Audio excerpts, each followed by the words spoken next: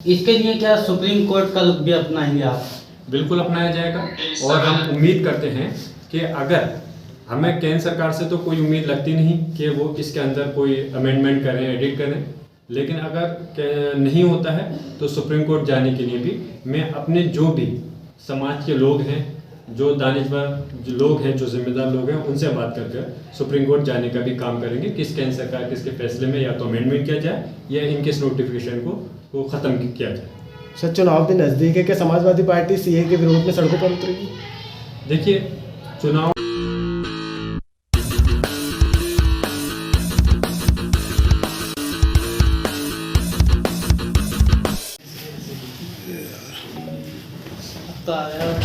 अरे यार, विधायक जी, आज जो प्रेस कॉन्फ्रेंस रखी गई है, क्या वजह है? देखिए, मेन मकसद यही है कि इस समय जब चुनाव का माहौल है पूरे देश के अंदर, तो इस समय सीए ला करके जो नोटिफिकेशन जारी किया गया है केंद्र सरकार की तरफ से, हमने पहले भी इसका विरोध किया था।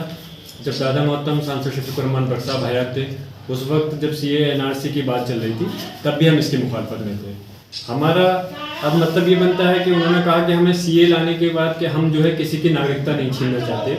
सीए का जो लेकर के आए हैं उसमें सीए है कि जो जहाँ तक आप लोगों ने भी पढ़ा होगा, अभी ज़्यादा तफसील से नहीं पढ़ा, लेकिन जितनी मुझे जानकारी है कि पाकिस्तान, बांग्लादेश और अफगानिस्तान से मुस्लिम समाज को छोड़ करके जो दूसरे धर्म के लोग आए हैं उनको नागरिकता देने का इनका प्रावधान है। तो हम पूछना चाहते हैं कि इस हिंदुस्तान के अंदर जहाँ लोकतंत्र डेमोक्रेसी है, वहाँ पर आप कैसे पक्षपात कर सकते हो? अगर मुसलमान का वर्ड आपने क्यों हटाया? अगर आप नागरिकता देना चाहते हो उनको, हमें कोई विरोध प्रदर्शन नहीं है, आप खुशी से दिए, जबकि हमें पता है आप इस देश के अंदर जो है, जो पहले से इस देश के 140 करोड़ नागरिक हैं, आप उनका हक उनको दे नहीं पा रहे हैं और आप बात करते हो हम दूसरे देशों से आए हुए उन लोगों को नागरिकता देने की। तो मैं पहले तो ये कहना, जब आप उनको ही उनका हक नहीं दे पा रहे तो दूसरों को नागरिकता देने का कोई मतलब औचित्य नहीं बनता। और अगर आप नागरिकता दे भी रहे हो तो ठीक है, हम उसका विरोध नहीं करते, लेकिन मुसलमानों का शब्द उसमें से आपने कैसे हटाया? आप एक तरफ असम के अंदर एनआरसी ला करके जो मुसलमान हैं उनको, जो बांग्लादेश से हैं उनको आप भेजने का आपने काम किया, इधर आप दूसरे लोगों को देना, तो यकीनन आप देश को बांटना चाहते हो। हम इसकी मुखालफत में हैं। यहाँ से लेकर सदन तक, सदन कोई सा भी हो, मैं विधानसभा के अंदर हूँ तो इसका विरोध प्रदर्शन कर रहा हूँ और इसलिए मैं इसकी पूरी पुरजोर तरीके से इसकी मुखालफत करता हूँ। इसके लिए क्या सुप्रीम कोर्ट का रुख भी अपनाएंगे आप? बिल्कुल अपनाया जाएगा और हम उम्मीद करते हैं कि अगर हमें केंद्र सरकार से तो कोई उम्मीद लगती नहीं कि वो इसके अंदर कोई अमेंडमेंट करें, एडिट करें, लेकिन अगर नहीं होता है तो सुप्रीम कोर्ट जाने के लिए भी मैं अपने जो भी समाज के लोग हैं, जो दानिशवर जो लोग हैं, जो जिम्मेदार लोग हैं, उनसे बात करके सुप्रीम कोर्ट जाने का भी काम करेंगे कि केंद्र सरकार के इसके फैसले में या तो अमेंडमेंट किया जाए या इनके इस नोटिफिकेशन को ख़त्म किया जाए। सर, चुनाव भी नज़दीक है, क्या समाजवादी पार्टी सीए के विरोध में सड़कों पर उतरेगी?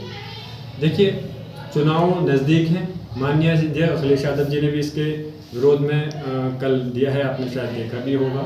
तो इसमें जहाँ तक इस समय सड़कों पे उतरने की इसलिए बात नहीं, क्योंकि आचार संहिता लग जाएगी तो सड़कों पे इस समय नहीं उतरा जा सकता, लेकिन जहाँ तक कानूनी लड़ाई की बात है, हम ज़रूर कानूनी लड़ाई इसके खिलाफ लड़ेंगे। मैं पूछना चाहता हूँ इन हिंदुस्तान की जो भारत की केंद्र की सरकार है कि तुमने ये बताओ कि तुमने देश के नागरिकों को दिया क्या?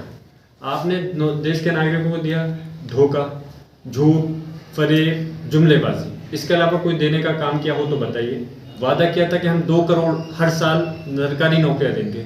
2 करोड़ तो दूर की बात है, आपने तो और नौकरियां छीनने का काम किया है, क्योंकि जो पब्लिक सेक्टर के जो डिपार्टमेंट थे उनको प्राइवेट सेक्टर में आपने देने का काम किया, तो यकीनन हम लोगों का रोजगार छीना है। और जहाँ तक बात है, बेरोजगारी लगातार बढ़ रही है, भ्रष्टाचार में आप सिर्फ अपने खानी कागजों में सिर्फ मैं तो बल्कि अपने मीडिया के लोगों से कहूँगा कि आप चौथा पिलर हो इस देश का, तो इसलिए आप सच्चाई दिखाइए।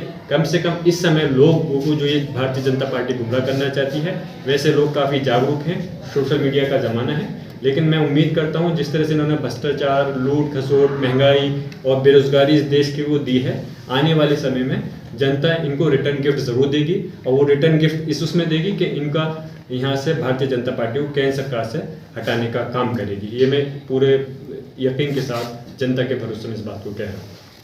Thank you.